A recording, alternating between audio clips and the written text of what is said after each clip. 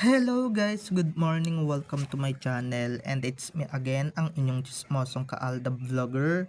So gusto ko munang magpasalamat sa inyong lahat sa mga walang sawang tumatangkilik, nanonood, sumusuport at sumusubaybay ng mga content ko dito sa aking YouTube channel. So huwag ninyong babaktawan o lalaktawan tong ating content ngayong araw. I'm sure na hindi ninyo pagsisisihan na pinanood nyo to mula umpisa hanggang hulihan. And syempre, huwag kayo mag-i-skip ng segments ha.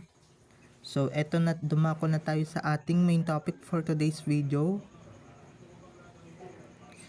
So totoo lang naman no, sila Alden at Maine naman talaga yung magkasama sa kasal ni Jose Manalo. Ang kaso guys, may sarsuela, so kailangan nilang pagtakpan ang ganong eksena or yung ganong chismis na magkasama sila. Syempre, 'di ba yung iba dito maboboang and iba dito masisiraan ng ulo. Ba't hindi si ano yung kasama mo? Ba't hindi si ganito yung kasama mo? Hindi si ganyan yung kasama mo? So, ito na guys, watch this. Mamaya ipapaliwanag ko sa inyo ng buong buo.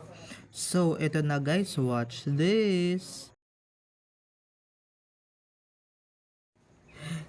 At kung nakita nyo na ngayong recap, so once again si TTO sa mga admins. So maraming salamat po sa inyong lahat, kasi kung hindi dahil sa inyo, wala ako dito sa kinalalagyan ko. And syempre hindi ko to marireceive kung hindi dahil sa inyo. Kaya maraming salamat po sa inyong lahat.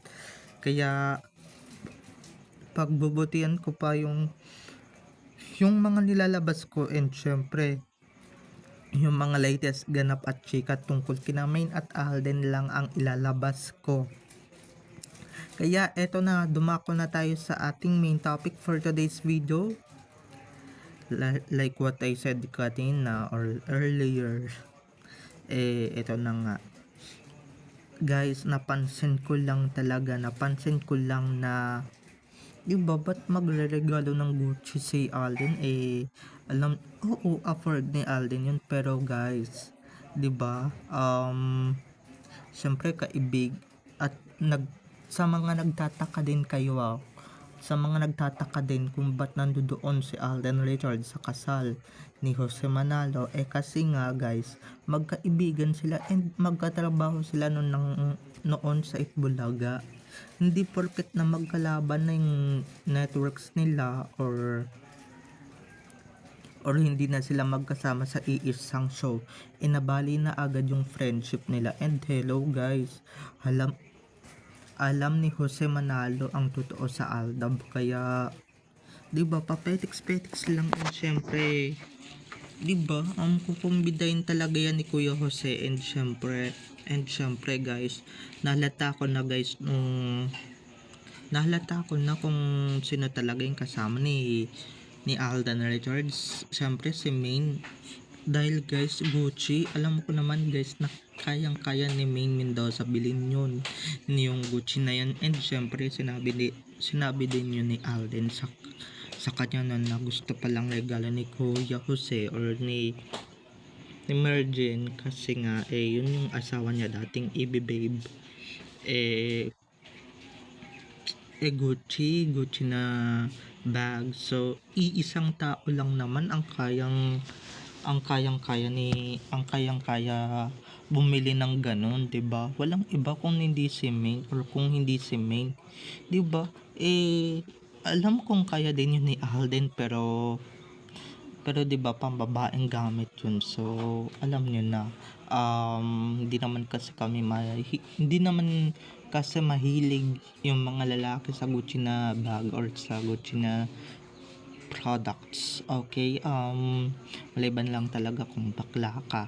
So ayan, sa mga nagpapakalat nga pala ng fake news na magkasama si Maine Mendoza and si Arjo Atayde, guys, hindi totoo yun, ha.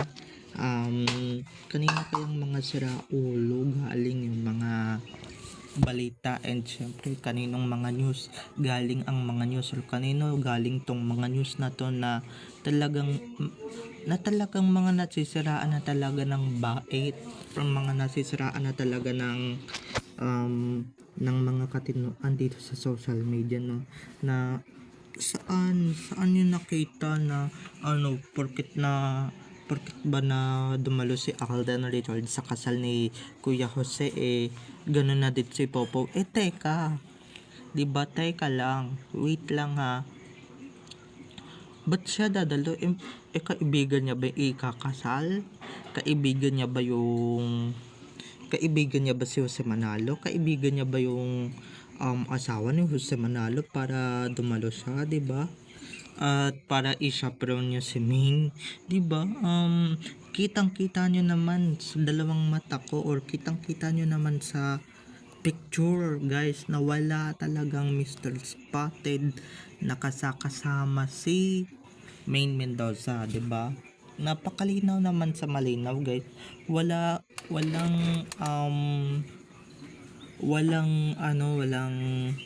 walang spotted, walang Mr. Spotted, or walang 'di ba? Walang nababaliw or walang value doon sa wedding. Ang nandoon lang si Alden Richards. Baka mamaya yung mga pinapalabas ninyong nandiyan si Mr. Spotted, baka mamaya i-edit ninyo yung pag-umumuka ni Alden Richards, or yung ni Alden, yung katawan ni Alden, yung pagmumukha ni Alden, at gawin ninyong si Mr. Spotted, 'di ba? O kaya ipatong ninyo yung ulo ni Mr. Spotted kay Alden, 'di ba? Alam ko na yung mga yan, gagawa ng plano yung mga yan para sa ganun sila na naman ang bida, 'di ba? Sila na naman ang nagwagi, sila na naman ang bida-bida, 'di ba? Di porket nakita magkasama sina Alden at Min sa kasal ni na Jose at Mergin, 'di ba?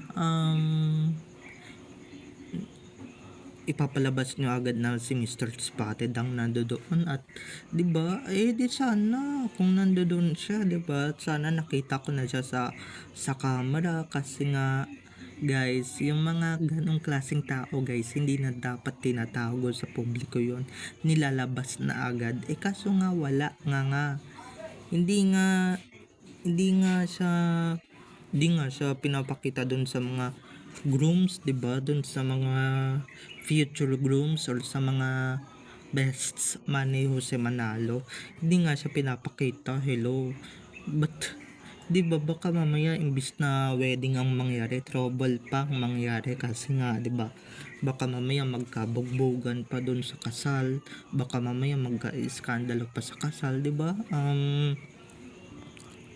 Alam niyo naman yung mga yan, pala iskandalo, and syempre palagawa ng gulo, troublemaker, kika nga, 'di ba? And 'di ba, tinatago lang talaga na magkasama sina Alden at Min. Yun pala yung gusto kong sabihin kanina pa. Tinatago lang sila na magkasama, kasi nga dahil baka mamaya pag nalaman ng mga kampo ng animales, ng army, ng cats din, lalo silang masiraan ng bait, 'di ba? At kung ano na naman kung ano-ano na naman ang iikot sa kanilang kaisipan, or 'di ba, baka mamaya lumuwag na naman yung mga tornilyo ng mga yon, dahil alam nyo naman, 'di ba, luluwag at luluwag talaga yung mga tornilyo nila, at baka mamaya kung ano-ano na naman yung isipin nila na keso magkasama si Catherine, si Alden, si Arjo, si Main, 'di ba? Baka mamaya ganoon na naman yung isipin ng mga kampon dyan ng animales, kaya it's better na tago-tago. And syempre, guys, bukod sa sarsuela, mababasag din naman yung pa single kuno ni Alden sa showbiz or sa mundo ng GMA, 'di ba? Dahil pag kami naispatan silang picture, or naispatan silang dalawa sa iisang picture frame, nako, talagang wala na, katapusan na ng kahibangan, and syempre ng kalokohan ng mga armain cat din,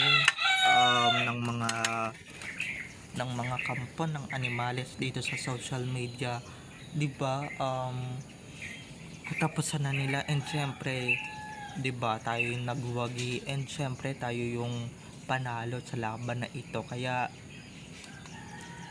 Kaya mga Aldab Nation na dire-diretso lang ang paglabas ng katotohanan, 'di ba? Doon pa lang sa regalo ni Maine, doon pa lang sa regalo na bitbit ni Alden, parang may hinala na ako na si Maine ang bumili or si Maine yung nag-ano no, si Maine yung nagbigay ng regalo, 'di ba? Although kayang-kaya din naman yun ni Alden, pero 'di ba? Nandiyan naman yung misis niya, and syempre nandiyan din naman yung ano, hindi lang nagpahalata na nandiyan silang dalawa. Hindi lang napaghalata na magkasama sina Alden at Maine sa iisang event ng kanilang kaibigan or butihing kaibigan na si Jose Manalo or butihin nilang kasamaan sa trabaho. Dahil nga baka mamaya mabasag na yung mga kampo ng kadiliman, kampo ng animales, di ba?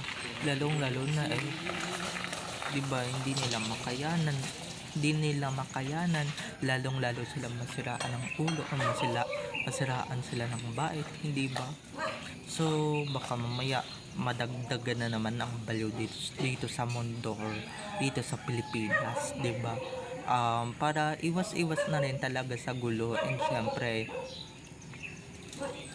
syempre 'di ba, bukod sa mga kampo ng Armain or kampo ng Kakden, mga kampo ng dilim, syempre yung mga solo fans nila na ayaw yung ibang fans ni Main ayaw kay Alden, yung ibang fans ni Alden ayaw kay Main, 'di ba?